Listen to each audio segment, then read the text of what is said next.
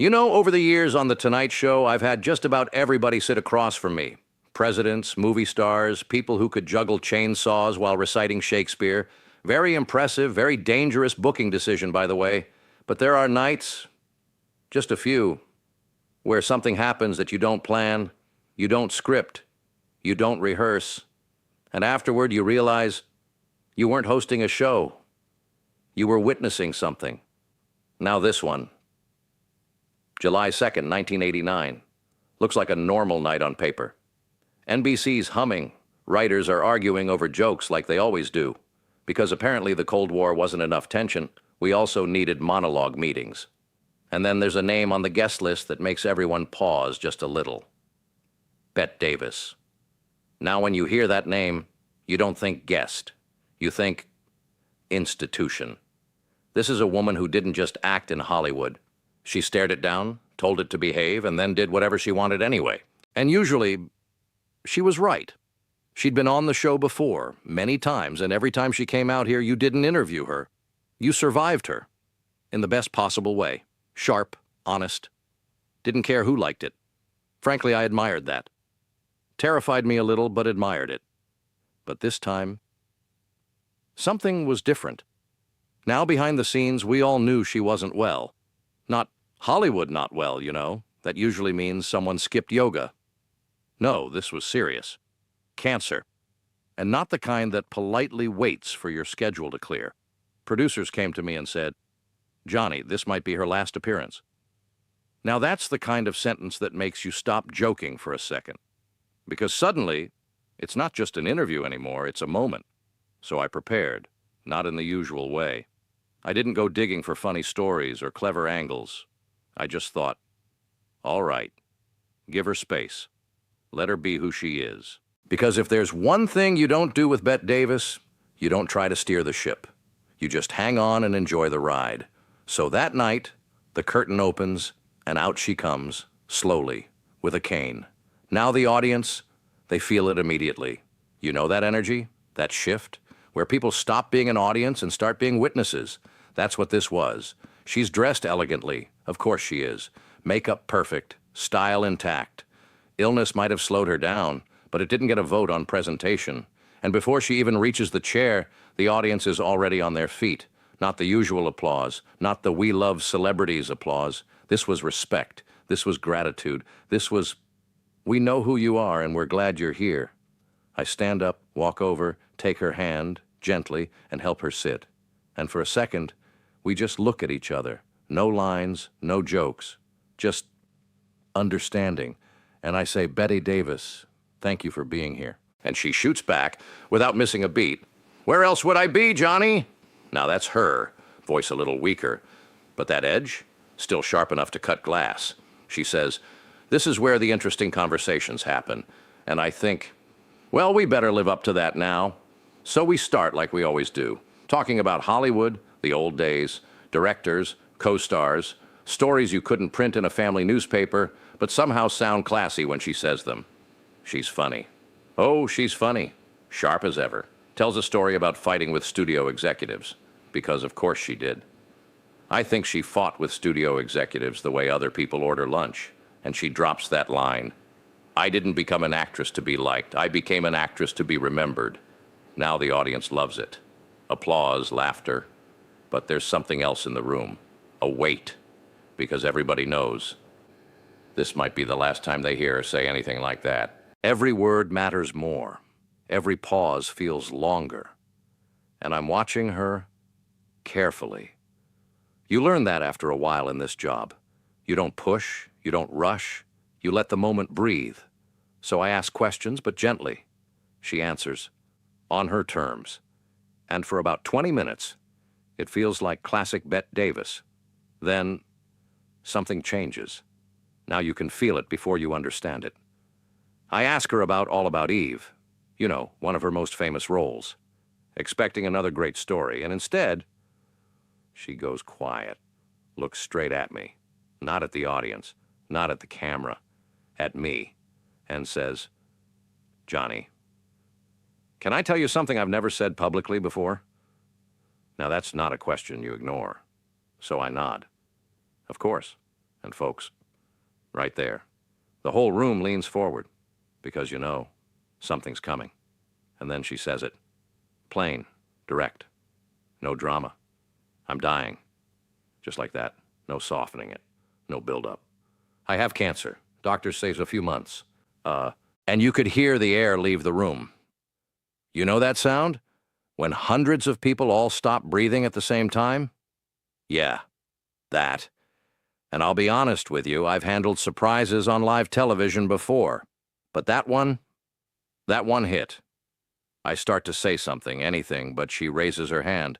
Let me finish. And you listen. Because when someone says it like that, you don't interrupt. She says she wanted to say it here, on this show, because she trusted me not to turn it into something sentimental or artificial. She wanted it real. And I thought, well, we're definitely not in Kansas anymore. And then she says, I didn't come here just to talk about old movies. And that's when you know, and this isn't about Hollywood, this is about something else, something she's been carrying for 50 years. So there we are. She's just told 18 million people, very calmly, by the way, that she's dying. And somehow that wasn't even the main thing she came to say. Now that'll get your attention. And I'm sitting there thinking, all right, Carson, don't do anything stupid. This is not the time for a joke about airline food. So I stay quiet, and she leans forward just a little, looks at me with that same intensity, and says, I came here tonight to tell the truth about something I've been hiding for 50 years. Now you could feel the room tighten, because when someone like Bette Davis says, I've been hiding something for 50 years, you don't blink, you don't cough, you don't even shift in your seat, you just wait. And she begins. Everyone thinks my greatest role was Margot Channing in All About Eve. Now that's not exactly controversial. Critics have been saying that for decades. It's one of those performances people study, quote, argue about at dinner parties when they run out of interesting topics. She says, it won me an Oscar nomination. People still quote the lines. And then she pauses. Not dramatically, just enough to let it settle. But I want you to know the truth, Johnny. And I'm thinking, all right, here it comes. That role, I didn't want it. Now that caught me. I mean, All About Eve? That role? That's like turning down oxygen. So I say, you turned it down? And she says, very calmly, so 3 times. Now the audience reacts a little, soft surprise, but mostly, they're just listening.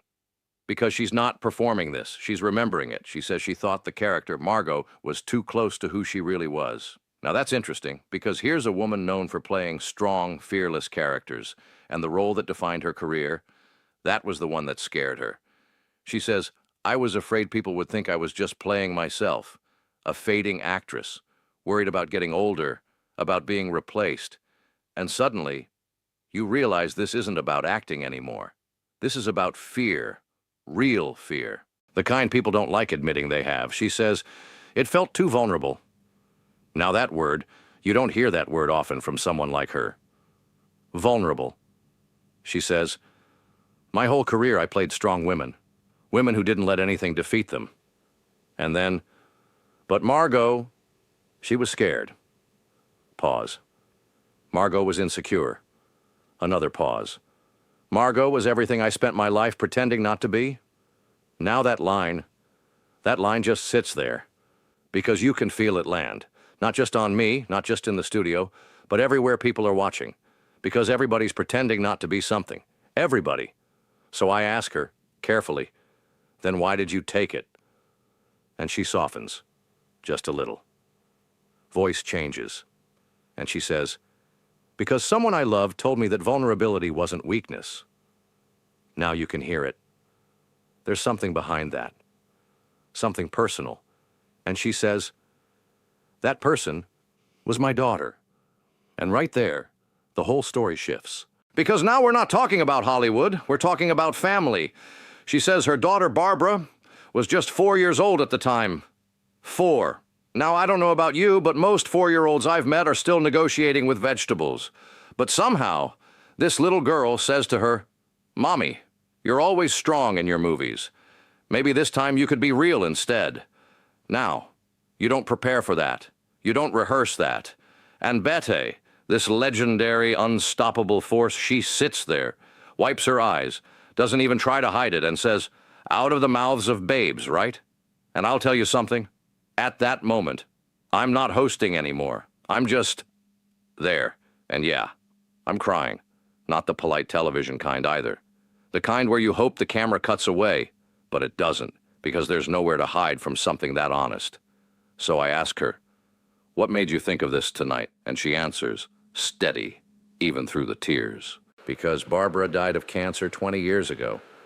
Now the room, dead, silent. She was 35, and you could feel it. People trying to process that. And then she says the thing that really breaks you. "I never told her." And I thought, oh no. I never told her that she was the reason I took that role. I never told her how much that moment meant to me. Now there's nothing you can say to that. Nothing clever, nothing helpful. Just truth. And she keeps going. I want people to understand something. And now she's not just talking to me. She's talking to everyone. We spend so much of our lives being strong, being tough, being fearless. And she nods. Those things matter. Pause. But what matters more is being honest. With ourselves and with the people we love. She looks right into the camera, and I swear, it felt like she was talking to each person individually. If there's someone in your life who helped you become who you are, tell them. Don't wait. Don't assume they know. Tell them while you still can. And then, because I didn't, and I've regretted it every single day for 20 years. Now at that point, there isn't a dry eye anywhere. Not in the studio, not behind the cameras, not at home. And I reach across to take her hand, because what else do you do? And I say, "Thank you for telling us this, for being honest." And she looks at me with just a flicker of that old fire and says, "I'm 81 and dying, Johnny. What have I got to lose by being honest now?" And I almost laugh through the tears, because there she is, still Bette Davis, right to the end. And that's when something happens that wasn't planned, wasn't scripted, wasn't in any producer's notes. I stand up, turn to the audience, and I say, "I think we need to do something." Because what she just gave us, that wasn't entertainment. That was something else. And I say, she's given us decades of incredible performances. But tonight, she gave us something more important. And I start clapping. And the audience, they rise. Every single one. Not for a movie star. Who just told the truth? Now where were we? Right. Miss Bette Davis sitting right here, center stage, not performing, not delivering lines, just telling the truth. And let me tell you something, folks. Truth on television, that's rarer than a polite Hollywood agent. So there she is, 81 years old. Frail, yes, but stronger in that moment than just about anyone I've ever sat across from. And I've had a few. We're wrapping up the interview, or at least we think we are, but nobody's really thinking about time anymore. Not the audience, not the crew, not even me. And that's saying something, because usually I've got a producer in my ear reminding me we're 30 seconds from a commercial break and a sponsor's about to panic. But not tonight. Tonight, time just kind of steps aside. I look at Betty, and she's sitting there, tears on her face, makeup slightly smudged, and for the first time in decades, she doesn't fix it. She doesn't adjust it. She doesn't turn it into a performance. She just lets it be. And that's when I do something I almost never do. I come out from behind the desk. Now, if you've watched this show long enough, you know, that desk is like my fortress. It's where I live. It's where I'm safe. You don't leave the desk unless something real is happening, and something very real is happening. So I walk over, and I sit down right next to her. No cue cards, no setup, no punchline waiting, just two people. I look at her, and I say, "Betty, I want you to know something." And I mean it. Not as a host, not as a performer, but as a man who just heard something he's going to carry for the rest of his life. I tell her, Barbara knew. Now she looks at me, and you can see it. That pause, that moment where someone's not sure whether to believe what they're hearing, but they want to. And I continue. Maybe not in words, maybe not in some grand speech, but she knew. because you listened to her. You took that role. You let yourself be vulnerable. I gesture slightly, just enough. And you gave the performance of a lifetime. Now the audience, completely still. You could hear a pin drop in Studio One and probably 3 studios over. I tell her, she got to see her mother do something brave, not strong or not tough, brave. Because there's a difference. See, strength, that's what people see. Bravery, that's what people feel. And I say, that was her gift to you, and that was your gift to her. And Betty, she doesn't say anything. She just nods. And sometimes, that's more powerful than anything you can say. I keep going, because at this point, this isn't just for her anymore. This is for everyone watching. And now, I tell her, you've given that same gift to everyone out there. I gesture toward the audience, and beyond that, to the millions sitting at home, probably with tissues, probably wondering how a late-night show turned into something they weren't prepared for. You've shown us it's never too late, I say. Never too late to tell the truth. Never too late to admit regret. Never too late to let someone know they mattered. And I pause, because sometimes you have to let the moment breathe. We finish up, gently. No big joke to end on, no flashy transition. Just quiet respect. And then it's time for her to go. Now normally you'd wave, say goodnight, maybe throw to commercial, but not tonight. I stand up, walk with her, slowly, carefully, because she's using that cane and every step matters. And I hold her arm, not like a host helping a guest, but like a friend making sure another friend gets where they need to go. We get to the edge of the stage, right before the curtain, and she stops, turns back, looks at me, and she says, "Thank you, Johnny, for letting me be real." Now I've heard a lot of thank yous in my career, for airtime, for promotion, for exposure. This one lands different, and I tell her, "Thank you, Betty, for showing us how it's done." She nods, that same quiet nod, and then she's gone. Curtain closes, and for a moment, nobody moves. Not the audience, not the crew, not even Ed. And if you know Ed McMahon, that's saying something. Now let me tell you what happened next, because this is where it gets even more remarkable.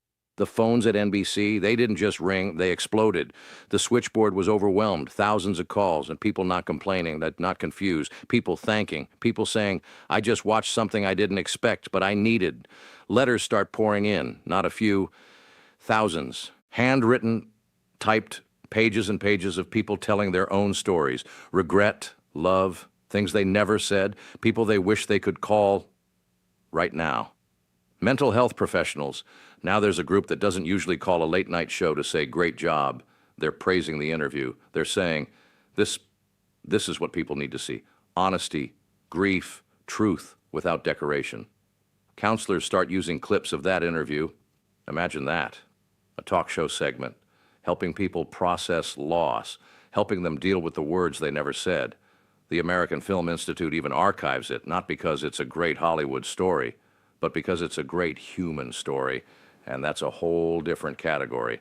A few months later, October 6th, 1989, Bette Davis passes away, 3 months after sitting in that chair, 3 months after telling the truth.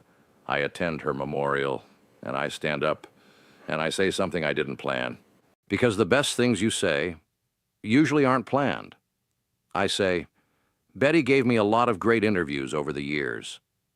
And she did. But that last one, I pause. That last one was different, because it was. She wasn't performing, I say. She was teaching all of us, that honesty and vulnerability. They're not weaknesses. They're the strongest things we've got. And then I say something directly to her, even though she's not there to hear it the way we normally think of hearing. "I'm telling you now, Betty, you mattered. Your work mattered. Your honesty mattered. And that 4-year-old girl," I take a breath, "she knew you loved her. Trust me on that." And here's the thing, folks, years later, film students, kids who weren't even alive when Betty was in her prime, they study her performances. They watch All About Eve. They analyze every line, every expression. But right alongside it, they watch that interview. Because it teaches something no acting class can. The difference between performance and truth. The difference between looking strong and being real. Now, I've been doing this a long time. I've sat across from presidents, actors, comedians, people who could light up a room just by walking into it. But that night stands apart. Because Bette didn't come here to entertain. She came here to tell the truth, and in doing that, she gave everyone watching permission to do the same. To admit regret, to say the thing they've been holding back, to pick up the phone before it's too late. You know, we spend a lot of time trying to look strong, trying to be unshakable, trying to convince the world and ourselves that we've got it all under control. But real strength? Real strength is sitting in that chair, knowing you've got months left, and saying, I wish I had told her. That's strength. So if you take anything from that night, it's this: don't wait. Don't assume people know how much they mean to you. Say it. Now. While you still can. Because the truth is, you don't always get another interview. You don't always get another moment. And sometimes, the most important words you'll ever say are the ones you almost didn't. And folks, that's the kind of night you don't forget.